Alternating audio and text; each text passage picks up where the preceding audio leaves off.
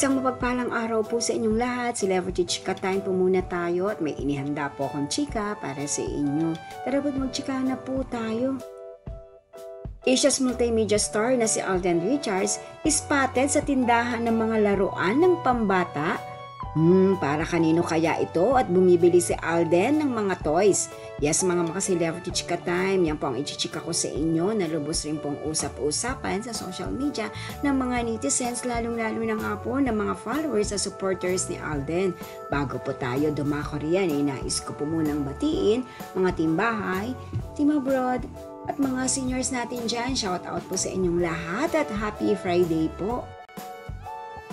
Sa Instagram My Day nga po ng magkakapatid na Isoy ay makikita nga po natin na magkakasama po ang mga ito.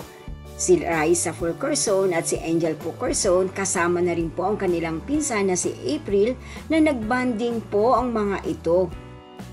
Yes po, kapag may oras po si Alden ay ganyan po ang kanyang ginagawa sa kanyang mga kapatid, inilalabas po niya ang mga ito. At eto nga po, napansin nga po si Alden sa Vista Mall sa Santa Rosa, Laguna na kung saan nga po ay bumibili po ito ng laruan sa isang stall po doon. At kasabay rin po nga riyan ang kanyang kapatid na si Angel Fulkerson na nag-post ng isang laruan nga po. Ito po ay Lego toy na kung saan nga po ay sinasabing sa kanya nga puro ba ito ay samantalang dalagita na po siya.